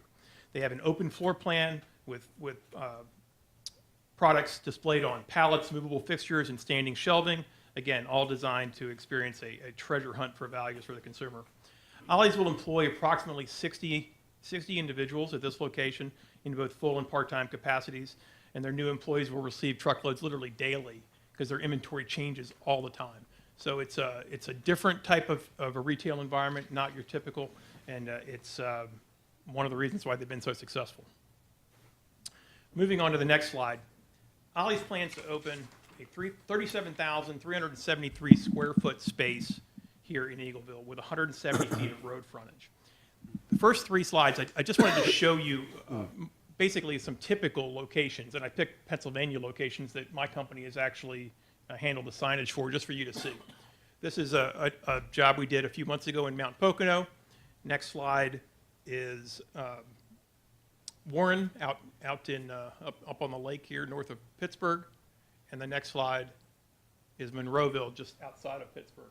Those are just three Pennsylvania locations I'm aware of. We've done probably 40 or 50 in the last 2 years for them, mostly east of the Mississippi. The next slide is a rendering of the location here in Eagleville. This is superimposed to scale from survey measurements to show the size sign Ollie's is requesting. And if we show you this, really it's important to notice how this sign fits on the facade. It's a large amount of space on either side and top and bottom, kind of framing the sign for the public. The next slide, is a superimposed version of a 32 square foot sign on that facade. That's what it would look like. That's the view from the parking lot. I think the next slide, Mike, oh, I'm sorry. Next slide is this one here. That's a visual from Google showing the distance from the street. So if you can imagine that little sign on that facade, it's not legible. It's you really won't be able to tell what it is. Nor are the other ones that are next to it. No, they're not, but they're also probably a tenth of the space. Much smaller tenants, and so their size sign relative to the size of the space they have, significantly different. back a slide, roughly 450 feet is what we scaled, again, from Google, to show the distance from the street. And then, Mike, going forward again, next slide, like I promised. This was still on Google. This is a slide of the old tenant. And if you can go back, if you remember the slide I showed you with the superimposed version of the size sign that Ollie's is requesting, it's taller simply maybe because of the shape of the sign, the logo, and the wording. There's smaller wording. Gennardi's is just one long name, all capital letters. But the actual overall size of the sign, very similar. I can't attest to exactly what the old one was, but you can tell just from the scaled pictures, it's very close in size. So those show you basically what the applicant or the owner, Ollie's, is looking to do. I don't believe there's an Ollie's bargain outlet real close to here. I doubt that your constituents are familiar with the brand. So without adequate signage, without the other things that Ollie's will also do with regard to public outreach, advertising, community involvement, they won't know who they are. And it's obviously critical for the success of the location, which has, as Mike said, has been vacant for quite a long time. So we hope that you'll consider this request for the size sign. Basically, like I said, just to fill the facade similar to the previous tenant, be visible from the street, and hopefully present a nice retail shopping opportunity for the people of Eagleville. So there's typically a 5-part test that you have to really come up with when you're dealing with a variance that you're requesting. I suspect that you're probably somewhat familiar with it. I mean, you're saying that the hardship is that it won't be able to be seen, and It won't be able to be read. read, okay, You can see it, you just won't know what it is. and that impacts your ability to use the space because there's no sign, there's nobody who's going to come in, I presume, that's your theory? I don't know that I'd theorize that no one would come in, but I certainly, Euphemistically, or just it would diminish the visibility of the store and thus the Right. participation. Absolutely. Okay. There's nothing really unique about the property other than the fact that it sits back 450 feet from the street, correct? And you obviously don't create this hardship theoretically. It's just what it is. The building is the building, right? well, absolutely. And Ollie's as a model, sir, they look for third and fourth generation real estate because they're looking for low cost, large, I call big box retail stores so that they can deliver the values that they deliver. They have to have that low cost model. They never build. They've never built one new that I know of. Maybe back in the 80s, but not in the last several years. It doesn't work in their model. They have to take existing space that, in this case, has been sitting vacant. And what's the likelihood of this sign is going to be illuminated? Yes, sir. Just like Gennardi's and all the others in that center. Mike, can you go back to a picture of the sign again? One of the issues that we often encounter is that neighbors are upset when it's blazing bright in a area that could be residential. And I think to the left of this location, there are some townhouses, is my recollection. So how, can you describe for us the luminosity of the sign? It would be hard to vocalize, explain how that would be seen by neighbors. Well, is it a beacon in the darkness, or is it a subdued or muted look? Well, so At night in particular, I mean, the day Yeah. doesn't necessarily matter. in reality, what happens with this type of a sign is that the white graphics or the white spaces, bargain, and what we call the underscore cabinet where it says good stuff cheap, the white light's a little bit brighter than the red at night. That's a natural result of just the color. As far as luminosity, as far as impacting someone's vision in any way, lighting up a neighboring house in some way, backyard at 450 feet from the road, I don't know how close they are to the side, but I don't believe there's anything that close. It would have, there you go. Well, there you go, that's perfect. The townhomes here would have virtually no impact because the light's coming out the front. There are solid aluminum returns on either side, so the light is literally directed. Projected forward as Projected opposed to forward. sideways, and there's nothing on the side of the building as far as signage is No, concerned. none being requested. Okay, and does the light adjust with the outside lighting automatically, or is it always just a steady burn? It is always our recommendation to the client, and I believe they always put on a timer. There's three ways to control exterior lighting like this. It's either switch it on and off manually, a timer, or a photocell. A photocell is not ideal because it leaves the light on all night, and that's not ideal for the folks in the town. It's also not ideal for the tenant because their sign burns out faster. They use more electricity. It's being lit all night when there's no need. So we suggest, and I believe they always install, that it's something the electrician has to do. We can't do it, but they install a timer that's set to go off at a certain time, usually midnight, 11 p.m. when traffic's died down. No reason to have the sign on. Comes back on before it's going to get dark, depending on the time of year. What is the store hours? I do not know that I know this store's hours. I can look up the typical store hours, but I do not know what the projected store hours are for this location. So if the board was inclined to grant the variance, would you be agreeable to a condition that the light turns off at 10 or 11 o'clock at night, depending on what we come up with? I don't think there'd be any problem with that at all. I'd have to, again, I'd like to just look up their typical store hours, but I don't believe that's. That may actually be guided by ordinance. Mike, what is the answer to that No. question? It says in your application, 9 to 9, Monday to Saturday, 10 to 7 on Sunday. Well, actually, but the ordinance may say when it has to be turned off. How it stays lit. Yes, thank you. You kind of preempted what my thought was. It is under the new code regulated to not be illuminated from any time after 11 p.m. or before 5 a.m. So that is by code. That would be a requirement, then he's not seeking to have that varied in any way. That's my understanding. Not a problem at all. And I apologize, I wasn't familiar with the hours. I'm sorry, and before I go further, there is a comment that or half hour past the close of business of the facility.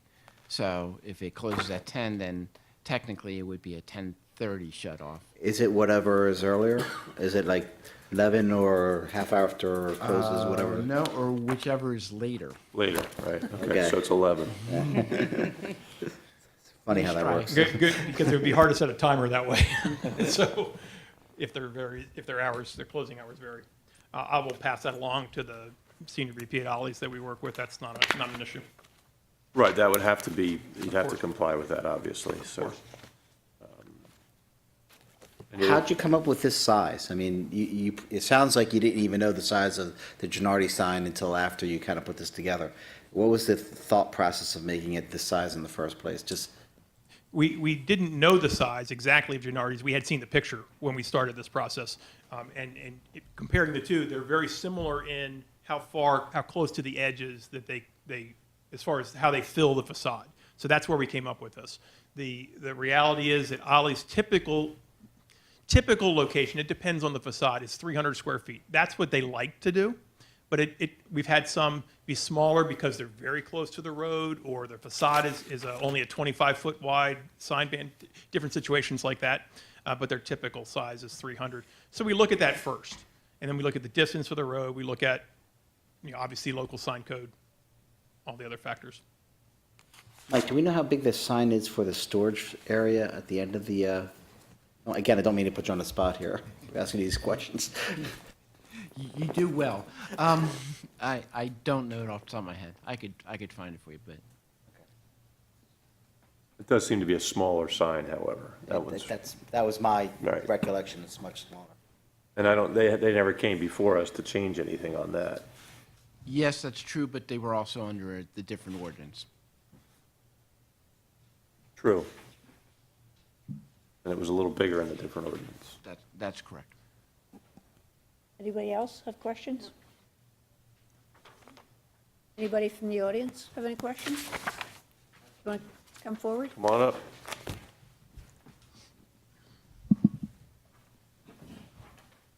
You were here for the dress rehearsal, so you'll I have was. to go through the Can you hear me okay? process. Are you Yeah, asking yeah. questions, or are you going to testify? It's a question, actually. Okay, what's your name first? Go ahead. Charles Gelband, and I'm at 13 Oakland Avenue, Gelband.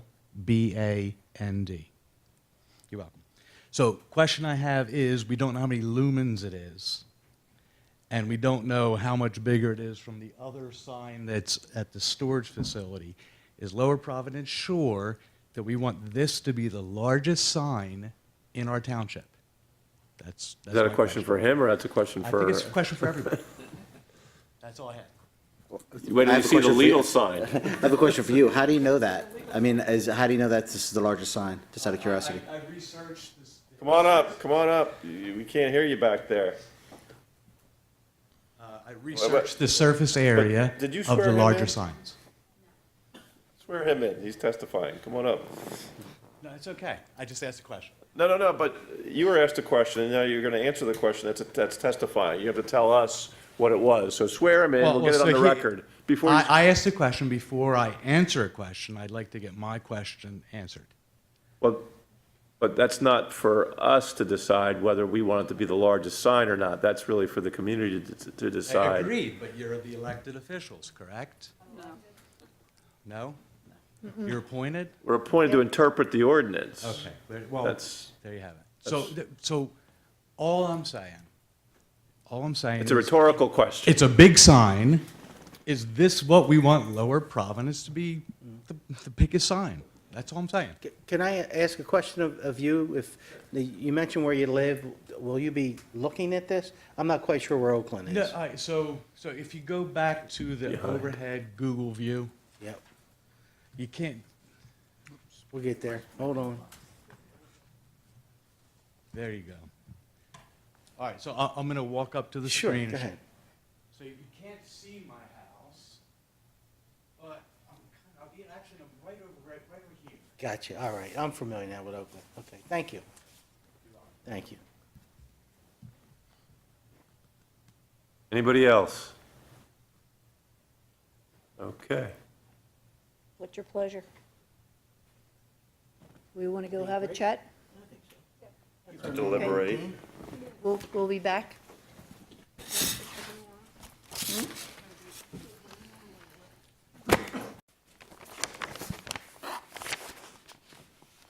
Okay, we're ready to reconvene. Do I have anyone that wants to make a motion? Yes, I have a motion, Madam. I would make a motion for professional permits, application number Z1810, concerning the variance from section 3E2 of the Lower Providence Township zoning ordinance that requires a sign to have a maximum sign of 32 square feet to allow an internal illuminated business identification wall sign with a maximum area of 275 square feet would be granted. Do I have a second for that? I will second it. I call for the vote. All those in favor? Aye. Opposed? Carries 5-0. You're good. Thank you very much. You're welcome. Why is Albert Einstein on the sign? He's the founder of Ollie's. That's his caricature. So, yes, I ask the same thing every day we build them. Got it. Thanks. He's all over our shop floor. When do you plan on opening, do you know? Mike probably knows better than I do. November. It's November. So this, with any luck, the sign will be up in 6 weeks. Great, thanks. We'll talk about We permits. can't wait. You'll actually have a lot of fun there. It's a cool place. Thank you very much. Thank you. Thank you.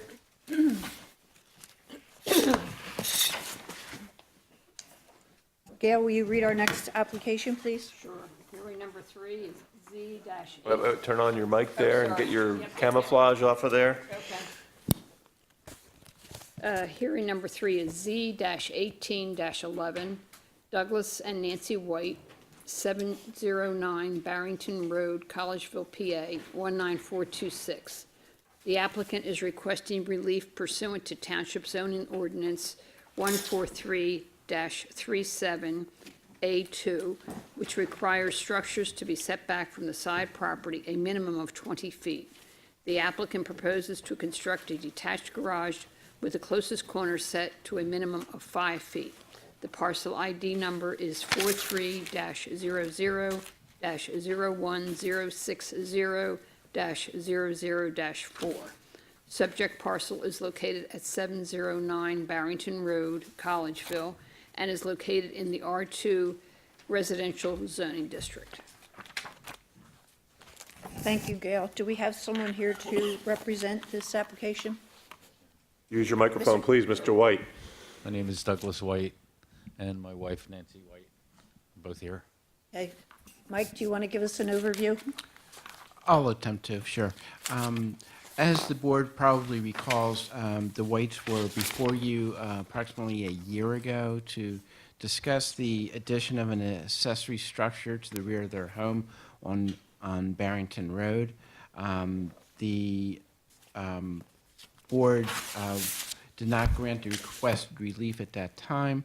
The Whites have come back with some revisions to their plan, including a further definition of the use of the structure, and also a resulting redesign of the setback relief that they are asking for.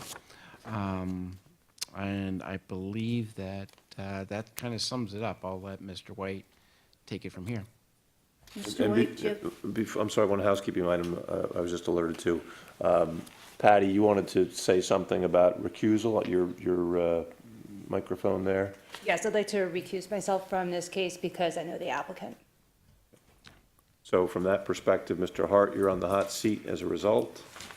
So, okay, we're off. Go for it. Sorry. Good evening, everyone. How are you? Great. We're here to hear from you. So Good, tell thank us you. all about why this is different from the last time. It's a- And you're gonna have to be sworn, so.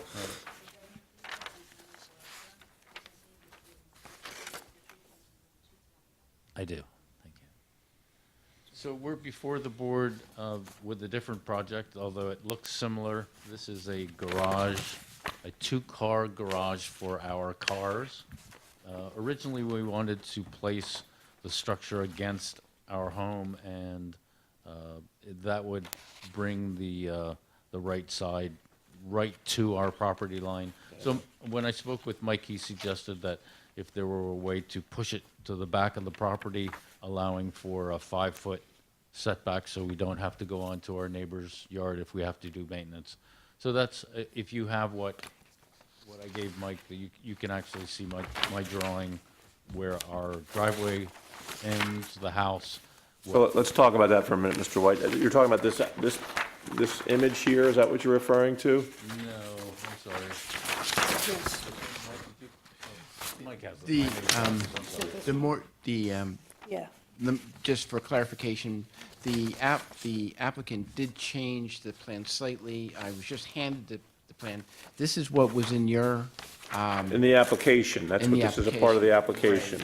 so, I have something that I'd like to bring up. Okay, so let's make this, Mr. White, A1, your applicant 1, okay? That's okay with you, but you're varying a bit from the diagram or drawing that was a part of this. Yes. And that's what you're going to give us, is that correct? Yes, thank you. And we'll mark that A2, how's that? That sounds great. Just for record-keeping purposes. That sounds great.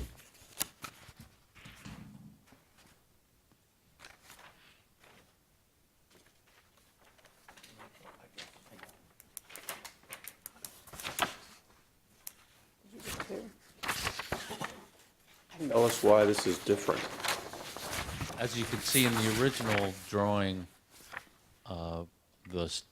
we cantered or altered the structure so that most of it was away from our side yard setback. We really weren't happy with that design, so we redesigned it to be perpendicular to the house, but set back with a 5-foot setback instead of just the corner of the structure being against our neighbor's yard. So I think it was a better design. That is our property line. We were gonna,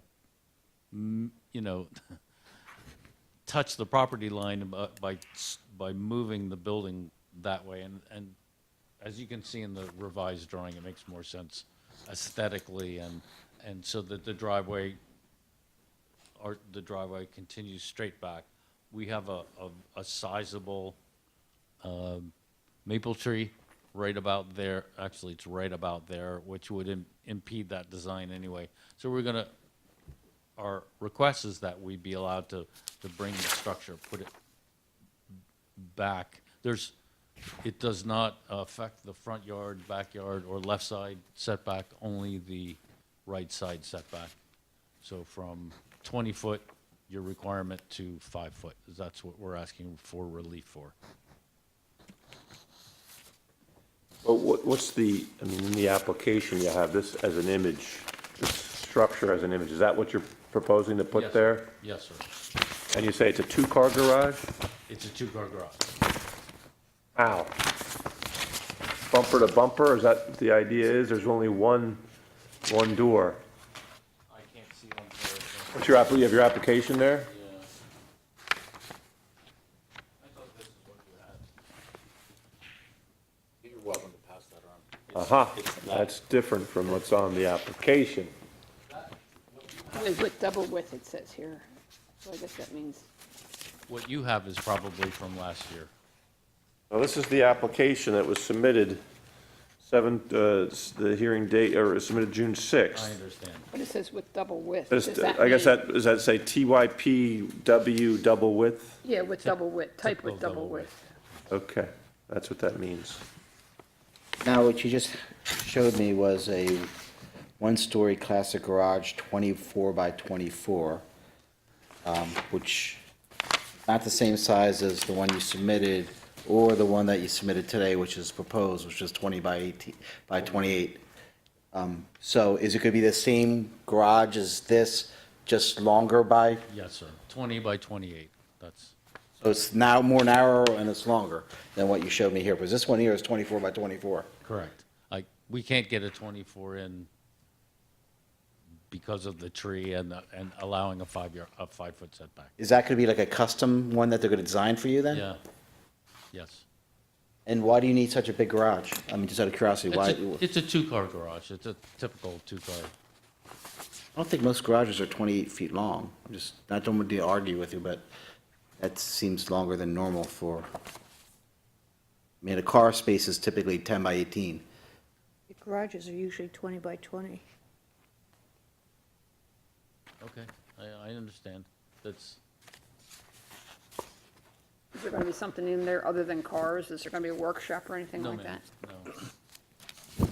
There's actually, the reason that this may be longer is there's a set of stairs in the back to allow access to the Or the upper, the the upper like part. loft area or? Well, that begs another question, then how tall will your garage be It's, I believe it's 17 feet to peak. to peak? Is it going to be anyway occupied by, it's not going to convert it into like a No, sir. bedroom or anything like that? No, you couldn't with that. There's not enough headroom. Okay. Is it going to have any utilities, running water, electric, anything like that? No, sir.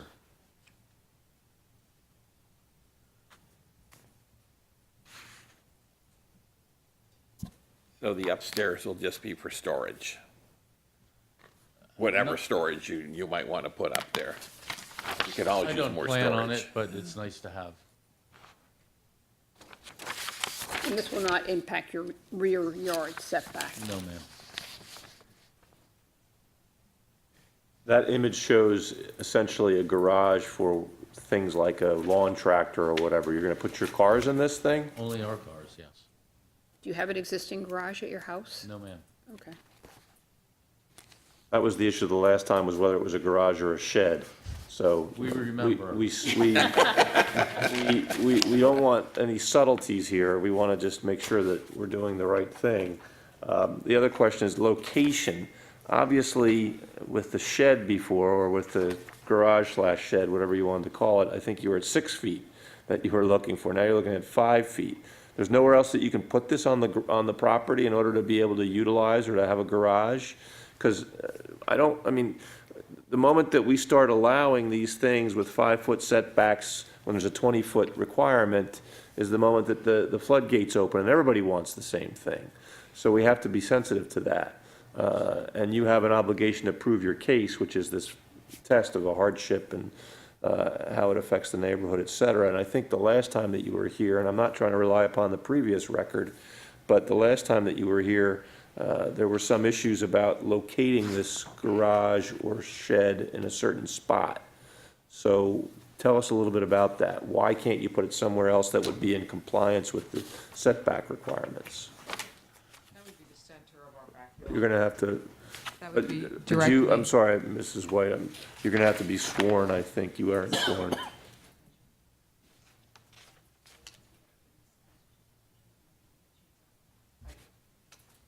That would put it directly in the center of our backyard. I don't want to garage it directly in the center of the backyard. That's the only way to be in compliance with the guidelines. We have a letter from our neighbors also saying that they have no issue with this at all.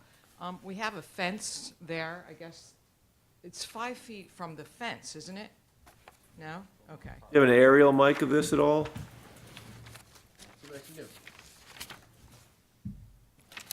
Because on the other side of the fence is still our property by another, I don't know how many feet. The fence is in from the So what, property. you have a 5-foot beyond the fence is your property, and then Yeah, it 5 looks foot? like it's part of my neighbor's So what yard, you're but it's saying not. is theoretically it's a 10-foot from the side property That's what I line? was under the impression, but he's saying now. So I have to defer. Well, So it looks like, I know what it looks like, okay? so your lot's 100 feet wide, is that right? Yes, sir. And then how deep is it? You know,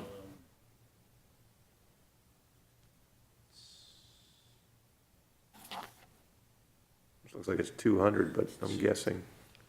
Yeah, that's about right. I'm not sure. 100, 200, it's more than that. What, 22,000 square feet? 22.6. I think the total lot is 22.6. So you see what I'm saying about the center of the backyard? In order to be in compliance with that setback, this one, that one, the garage would have to be here. And, I mean, this is the house, we'd be staring straight at the garage. It's really unappealing to take up, it's a nice yard, to put a building right in the center of it when it would be nice to look at it right here. It's not a problem. I mean, it doesn't look bad, it doesn't bother them, it doesn't. Can you pick up the microphone? I'm sorry, because we want to hear your melodic voice. It's just that I just think that it will look just fine there, and no one's going to be bothered by it. I've lived there. And I hear you. The question, though, is how can we vary from the ordinance that's there for a reason? And the reason is to try and cut down on the number of these outbuildings that are encroaching on other people's property lines. Because even though the person next to you on the right, for example, may be okay with it now, what happens when that person moves? Then you have a Hatfield and McCoy situation theoretically. But that's just one of the reasons for the ordinance. I'm not trying to tell you that you can't get it. It's just a question of you're being able to demonstrate why it should happen. Now, your point about it being in the middle of the backyard, that's a legitimate concern, obviously, because the driveway is the driveway. Where would it go? It doesn't mean that you couldn't push it back further. See, the issue is the aggressive nature of what you're looking for. If you have a 20-foot side yard setback, if you were to ask for a small change, that's one thing, but you're asking for the board to give up on 15 feet of the 20 feet. So is that something that's going to happen with the board? I can't tell you. If you were to move it back further and then over so that you're not that close to the side, would that make any difference? That's sort of the question I'm I asking. don't think we can go much back further, can we? I can answer that question. About, there is there's a swale that has been created, actually a retention basin created by the builders who dumped organic material in our backyard when the development was being built. This neighbor now is filling this area in by the truckload and we've got an area about like that that encroaches into our, that will also have to be filled. It's still sinking. So without putting in a $10,000 driveway and putting the garage back here, which we can't do because then it encroaches on the backyard setback. In order to put it in, and we would love to have it next to the Sure, house. right there, right. The way that a lot of the other homes in our neighborhood are, but we'd like a two-car garage, so in order to accomplish that. That's the issue, though. That's the uniqueness of the lot that you're alluding to, which is that you really can't put something right there. You can put a single garage, but you want a two-car garage. Correct. Now, why should the board just try and accommodate the two-car request when one might work? That's the kind of thing that we have to grapple with. I understand. But the lot does seem to be a bit of a pie shape. It's not overly so, but it seems to be a unique size from that perspective. I'm just trying to help you go through the process here. I understand. The lot's a little unique, I presume, based upon what you're saying. You don't have the flexibility of putting a garage right next to your house is what you're testifying Correct. to. And we have a substantial size maple tree that takes up this whole area, or we would push the garage more into the tree. We can't, that's, What's that behind the house right there that, to the left of the back left of the house? this. No, the one closer to the house. Was that a patio? That's our deck, the back Okay, deck. all right.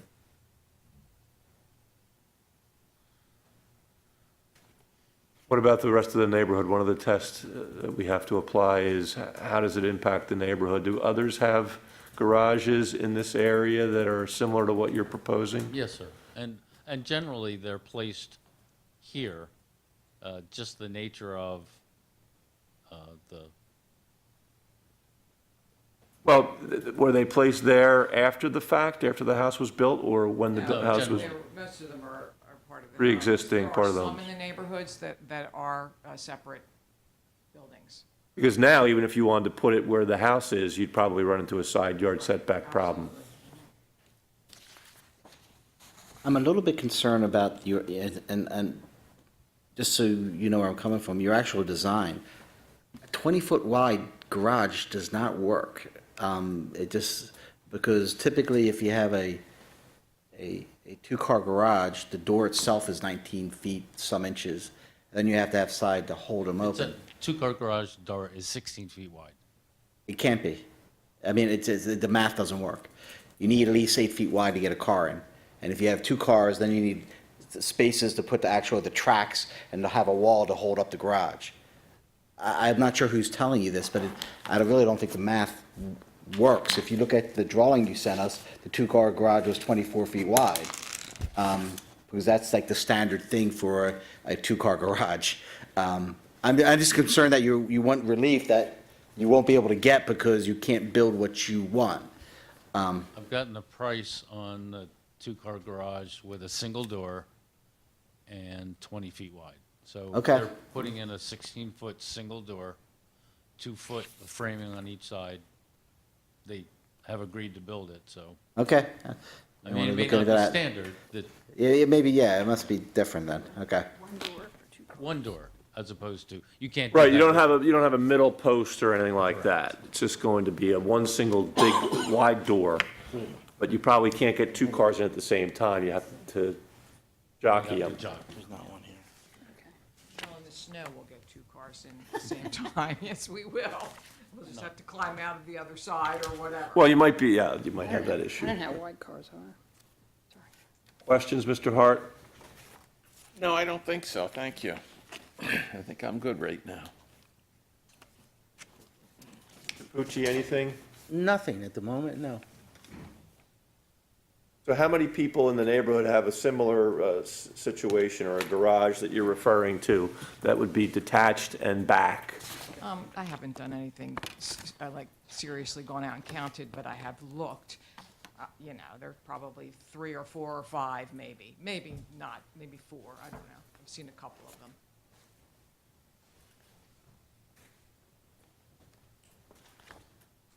Can you zoom out at all, Mike?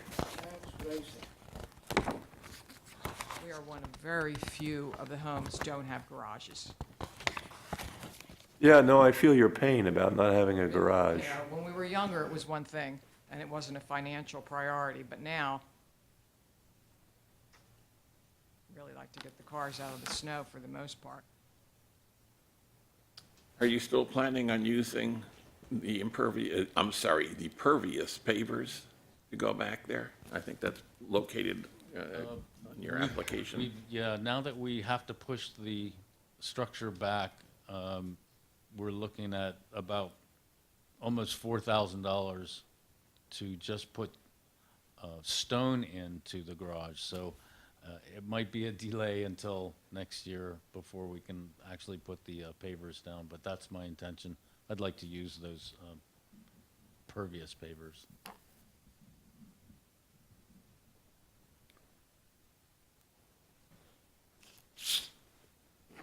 Okay. Any other questions? It is an interesting question, and I would ask that it be moved over a little bit toward the middle of the property if it weren't for the tree. And I know that you do have that large tree, and I would hate to see that, that have to come down. And you are at the limit of as far back as you can go, right? You're running into the swale if you push it back any farther than that. All right, thank you. The swale, what does it do? Does it do as it's intended? It shifts water down from you? Yeah, it's not supposed to be there. It's a settlement from the organic materials that were dumped, I think, in a pit when the homes were being developed. It's been sinking. Nancy's been there a lot longer than I have, but it's been sinking. So it's not like a stormwater swell, it's just a hole from the stuff rotting that collapsed in. But water does accumulate, I presume, and flow down that way? What's the grade like? Does it go from right to left? Everything is flat back there. Our neighbor's flat on both sides. It's all completely flat, so So where's the water go? It just seeps? I'm a little concerned when our neighbor fills that in where the water is gonna go, but I'm sure it's gonna move towards the street after that. It's not wet. It does return to groundwater. There's no cattails or anything growing in there. He knows it's being mowed now, but he's in the process of filling it. And we will have to as well. I don't want you to take this the wrong way, so I'm just kind of thinking of ideas. Can you make the garage shorter, not quite 28 feet, and then move it back and then a little bit more to the middle? So you're not so much 5 feet, you maybe make it like 10 feet? I mean, is that possible?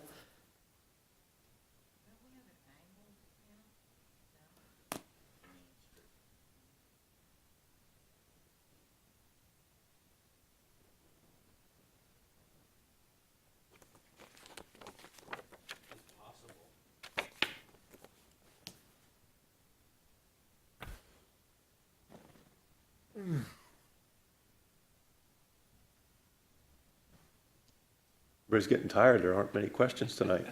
You've done a good job. Well, Okay. What do you want to do, Madam Chair? Anybody else, any questions? Anybody from the audience?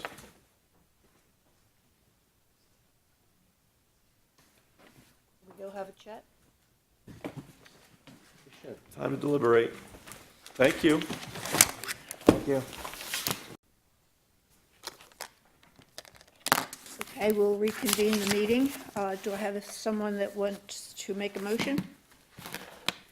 Madam Chairwoman, I would like to make a motion in the matter of Z-18-11, Douglas and Nancy White. I move that the application of Douglas and Nancy White for variance from section 143-37.A, paren 2, of the Lower Providence Township zoning ordinance that requires a 20-foot side yard setback to permit a side yard setback for the applicant's garage of 10 feet is granted, subject to the following conditions. First, not to exceed 20 feet by 28 feet. Second, not to be used for living space. Do I have a second? I will second it. Call for the vote. All those in favor? Aye. Aye. Opposed? I'm sorry, did you have Yeah, discussion? no, I wanted to mention the reason for the variance. Part of the reason was the not being able to move it back because of the swale in the yard. And I assume, Mike, did you find anything out? Any luck? No, other than to now, and beyond the general environmental conditions of wind load and snow load and that type of thing, it's also an unoccupied structure and a structure that would be pre-manufactured, and so it probably would not have the same degree of review from a building code standpoint as the As a brick and mortar stick construction. correct. And for the applicant's benefit, my question to him was, and what my concern was, that as a garage, you're gonna be having a wood floor. And you come in, you have ice and snow and salt on your car, it's gonna fall off. What happens with the wood floor? Is it gonna rot, with a short period of time? I don't know the answer, but I was inquiring as to whether that was to code or not, just so you understand what this question The and other answer was. issue is that with a car with catalytic converters, a wood floor, you have a higher danger of fire as well. Yeah, exactly. But evidently, there is no code requirement that prohibits that, so. Okay. Okay, we did call for the vote, so I'll do it again, just because we had discussion. All those in favor? Aye. Opposed? No, passes 5-0. Good for you. Good luck. Yeah. Good luck. Thank you. Did, off the record, the lost dog ever turn up? I saw that the lost dog, the posters everywhere. Whose is it? It's a family whose home burned down. They lost everything. The dog escaped during the fire. That's a shame. Yeah, maybe it will still turn up. Was that off of Pauline's Road? Yeah. It's a funny thing, I vacation in Sea Isle, and the person next to us, renting for the same week, was her brother. And he told us what occurred there. Yeah, that was horrible. Can we hold on a minute? Do I have a motion to adjourn? Motion to adjourn. Also have a second. All in favor? Aye. Aye. Okay, now you can finish your dog story. Sorry, I should have waited till we adjourned, but I was curious whether the dog had turned up. I looked for it.